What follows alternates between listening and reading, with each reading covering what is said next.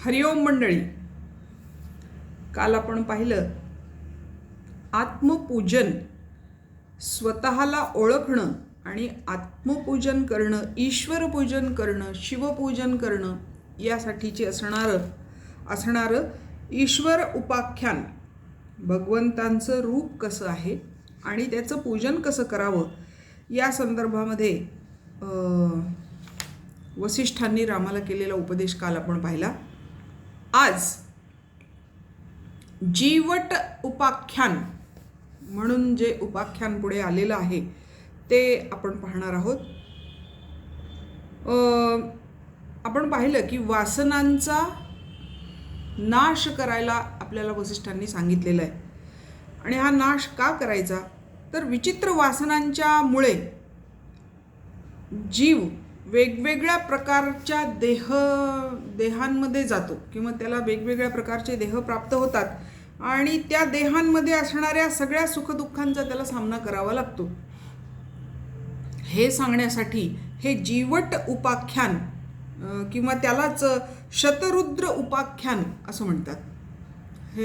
हे नाव दोन असले तरी आख्यान एकच आहे. या एकाच आख्यानाला या दोन नावांनी ओळखतात, जीवट उपाख्यान किंवा शतरुद्र उपाख्यान.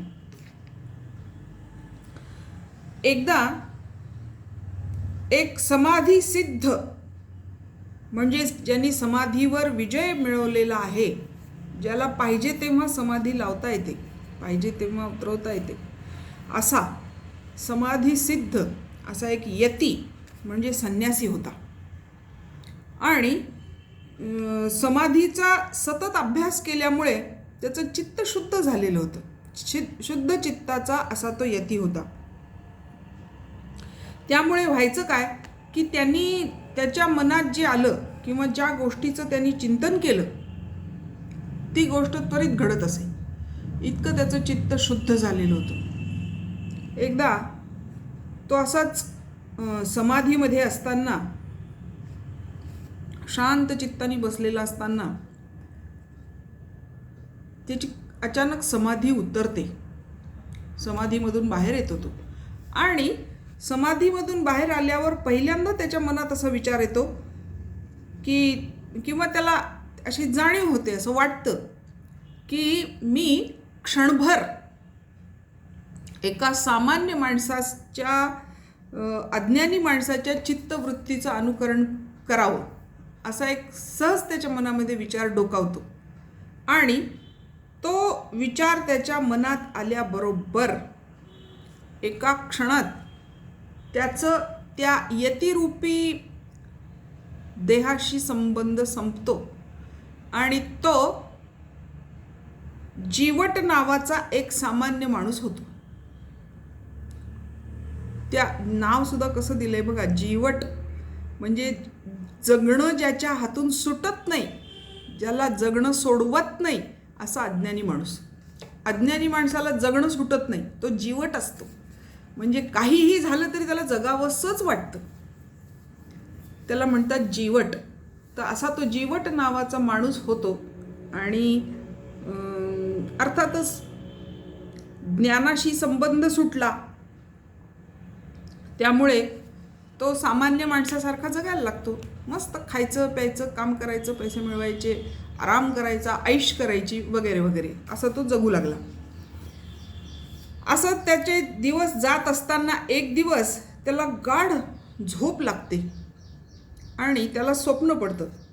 स्वप्नामध्ये तो काय बघतो की तो भरपूर मद्य प्यायलेला आहे आणि रस्त्याने झोकांड्या खात चाललेला आहे त्या नगरामध्ये. आणि खूप मद्य पिल्यामुळे एका ठिकाणी तो तोल जाऊन पडतो आणि तिथे त्याला मद्य निद्रा लागते. म्हणजे मद्यधुंद अवस्थेमध्ये तो तिथे पडतो आणि त्याच्यात पुन्हा त्याला स्वप्न पडतं. म्हणजे स्वप्नात आणखी एक स्वप्न. तो पडल्यामुळे त्याला जी काय ते मद्यधुंदपणा आलेला असतो त्याच्यामुळे त्याला त्या धुंदीत स्वप्न पडतं. त्या स्वप्नामध्ये तो एक वेदपाठी ब्राह्मण होतो. लक्षात घ्या हां, आधी तो यती होता, त्याला सामान्य माणूस व्हावं असं वाटल्यानंतर तो जीवट नावाचा माणूस झाला. त्या माणसाला स्वप्न पडलं. स्वप्नामध्ये तो मद्य प्यायलेला होता. मद्यधुंद अवस्थेत त्याला आणखी एक स्वप्न पडलं. त्या स्वप्नात तो वेदपाठी ब्राह्मण होता. तो वेदपाठी ब्राह्मण स्वप्नामध्येच, बघा हां, हे सगळं स्वप्नात चाललेलं आहे, स्वप्नाच्या स्वप्नात. तर तो वेदपाठी ब्राह्मण, त्याची गृहस्थी चाललेली आहे आणि एक दिवस त्याला खूप जास्त काम करावं लागतं आणि त्या कामामुळे तो थकतो आणि झोपतो आणि त्याला स्वप्न पडतं. त्या स्वप्नामध्ये तो ब्राह्मण हे पाहतो की तो एक मंडलिक राजा झालेला आहे. हे कुठल्या तरी दुसऱ्या राजाचा मंडलिक आहे, पण राजा आहे. त्याच्या हातात एक राज्य आहे असं त्याला स्वप्न पडतं. हा राजा असल्यामुळे त्याच्या सगळ्या भोवती सगळे सुख उपभोग आहेत. तो मस्तपैकी काय हवं ते खाऊ शकतो, काय हवं ते पिऊ शकतो. असं तो छानपैकी पोटभर जेवला एक दिवस आणि त्याला झोप लागली. त्याला स्वप्न पडलं. त्याच्या स्वप्नामध्ये तो सार्वभौम राजा झाला. कारण त्याचं स्वप्नच होतं, मी सार्वभौम राजा व्हावं. यतीचा जीवट झाला, जीवटाचा मद्यपी झाला, मद्यपीचा वेदपाठी ब्राह्मण झाला, वेदपाठी ब्राह्मणाचा राजा झाला, राजाचा सार्वभौम राजा झाला. बघा हां, हे सगळं सांगायला मला फक्त 1.5 मिनिट लागला, पण तो हे सगळं झाला. आणि ते सगळं, याचं एक महत्त्वाचं हे लक्षात ठेवा की ते सगळं प्रत्येकजण आपापल्या स्वप्नामध्ये झालेलं आहे, जागेपणी नाही, स्वप्नामध्ये. मग त्या सार्वभौम राजाला सुद्धा कामं करून तो थकतो, गाढ झोपतो, मग त्यालाही स्वप्न पडतं. त्याच्या स्वप्नामध्ये अप्सरा येतात आणि तो सुद्धा अशी इच्छा करतो की मी अप्सरा व्हावं आणि तो अप्सरा होतो. तो सार्वभौम राजा सुंदर अप्सरामध्ये परिवर्तित होतो असं त्याला स्वप्न पडतं. त्या अप्सरेला सुद्धा नृत्य करून करून थकवा आल्यामुळे झोप लागते. मग तिला स्वप्न पडतं आणि त्या स्वप्नामध्ये एका हरिणीचे डोळे तिला खूप आवडत असतात आणि ती हरिणी तिच्या स्वप्नात येते आणि ती अप्सरा हरिणी होते. आता बघा हां, हा यती त्यांनी एक इच्छा व्यक्त केली. तो जीवट झाला, जीवट स्वप्नामध्ये मद्यपी झाला, मद्यपी त्याच्या स्वप्नामध्ये ब्राह्मण झाला, तो ब्राह्मण त्याच्या स्वप्नामध्ये मंडलिक राजा झाला, तो मंडलिक राजा त्याच्या स्वप्नामध्ये सार्वभौम राजा झाला, तो सार्वभौम राजा त्याला पडलेल्या स्वप्नामध्ये अप्सरा झाला, ती अप्सरा तिला पडलेल्या स्वप्नामध्ये हरिणी झाली. कारण हरिणीचे डोळे तिला आवडले म्हणून, तसे डोळे असावेत म्हणून मग ती हरिणी झाली. त्या हरिणीला सुद्धा निद्रा लागली आणि त्या निद्रेमध्ये तिला असं स्वप्न पडलं की ती एक वेल झाली आहे, लता, झाडाला लटकलेली एक वेल. त्या वेलीला पण स्वप्न पडतं. आता तुम्ही म्हणाल वेलीला कसं काय स्वप्न पडेल? तर हे त्या काळात सुद्धा लोकांना माहीत होतं आपल्या की झाडांना पण चित्त असतं, वनस्पतींना पण चित्त असतं आणि चित्त जिथे जिथे आहे तिथे चित्ताच्या वृत्ती आहेतच. आज हे विज्ञानाने सिद्ध झालेलं आहे की वनस्पतींना सुद्धा चित्त असतं. तर तिच्या चित्तामध्ये पुन्हा असं आलं की ती भ्रमर झाली आहे. ती वेल तिच्या स्वप्नामध्ये भ्रमर होती. तो भ्रमर कमळामधला मध खाण्यात इतका गुंग होऊन जातो की ते कमळ एका हत्तीने तोडून चिरडून टाकलंय हे त्याच्या लक्षातही येत नाही. फक्त तो हत्तीला बघतो आणि पुढच्याच क्षणी त्या हत्तीच्या पायाखाली चिरडला जातो. मग शेवटच्या क्षणी त्यांनी हत्तीला पाहिलं म्हणून त्या भ्रमराचा पुढे हत्ती होतो. पण तो भ्रमर नष्ट झालेला आहे, चिरडला गेलेला आहे. त्याच्यानंतर तो हत्ती होतो. हे आता सगळं पाहायला लागलं की आपल्याला भागवतामधलं जे तत्वज्ञान आहे ते आठवतं.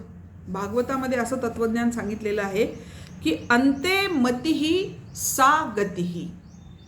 माणूस जेव्हा मरण पावतो तेव्हा त्याची जशी बुद्धी असेल त्या वेळेला, मृत्यूच्या क्षणी, जेव्हा मृत्यू येतो त्या क्षणी त्याची जी काय मानसिक अवस्था असेल, भावनिक अवस्था असेल, बौद्धिक अवस्था असेल, त्याप्रमाणे त्याला पुढचा जन्म मिळतो. तसं हे भ्रमराचं झालं. या भ्रमराला हत्ती दिसला आणि तो पुढच्या जन्मी हत्ती झाला. त्या हत्ती झाल्यानंतर तो चालत असताना हत्ती पकडण्यासाठी जसा खड्डा करतात तसा एक खड्डा केलेला होता, त्याच्यामध्ये तो पडतो. मग त्याला राजाचे सैनिक त्या खड्ड्यातून वर काढतात, त्याला साखळदंडाने बांधतात आणि एका राजाकडे नेतात. राजाला तो हत्ती खूपच आवडतो, कारण तो एकदम यंग असतो, छान हत्ती आणि मदोन्मत्त असतो.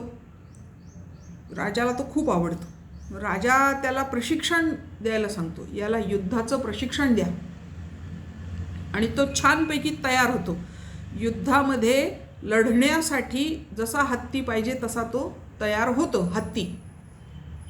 मग एक दिवस त्या राजाला असंच युद्धासाठी जावं लागतं, तेव्हा तो या हत्तीला घेऊन जातो, युद्ध करतो. युद्धामध्ये हा पराक्रमाची शर्थ गाजवतो हत्तीसुद्धा. पण तो इतका जखमी होतो की तो जिवंत परत येऊ शकत नाही, तो तिथेच मरतो. रणांगणामध्येच तो मरतो. परंतु तो मदोन्मत्त असल्यामुळे, मदानी उन्मत्त झालेला असल्यामुळे त्याला सतत त्याचा जो स्रवणारा, गंडस्थळामधून स्रवणारा जो मध, म्हणजे त्याच्या कपाळावरून जो मदस्राव होतो, त्या मदस्रावावर सतत भुंगे गुणगुणत असतात. त्याच्यामुळे त्याला ते भुंगे सतत दिसत असतात. त्यामुळे अगदी मृत्यूच्या क्षणीसुद्धा त्याला त्या भुंग्यांची आठवण होते आणि तो परत भुंगा होतो. बघा, भुंग्याचाच हत्ती झाला आणि हत्तीला सतत भुंगा दिसल्यामुळे मृत्यूच्या वेळी त्यांनी तो भुंगा पाहिल्यामुळे तो हत्तीसुद्धा भुंगा झाला. आता हा भुंगा परत एका दुसऱ्या हत्तीच्या कडून असाच कमलिनी बरोबर तुडवल्या गेला, चिरडला गेला, मेला.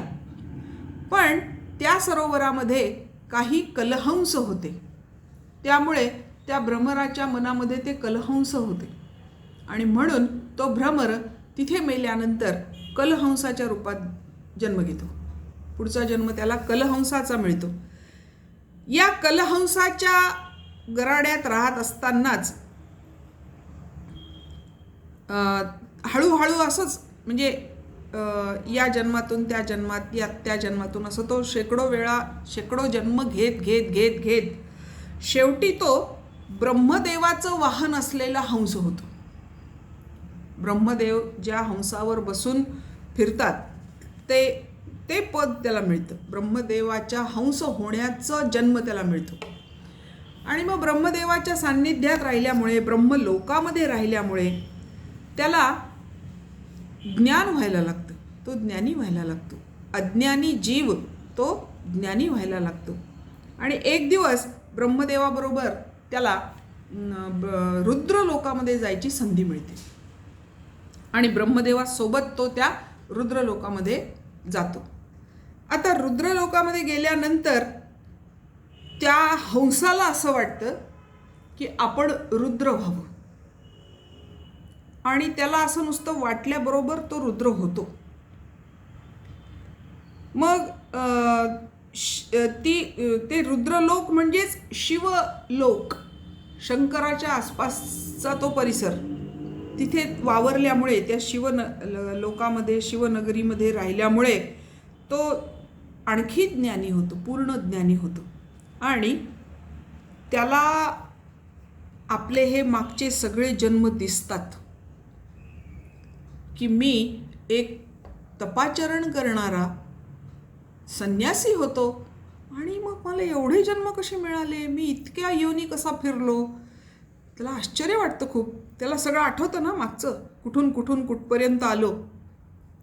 आणि मग मात्र त्याच्या डोक्यात प्रकाश पडतो की वा, काय ही परमेश्वराची लीला आहे, काय ही परमेश्वराची माया आहे.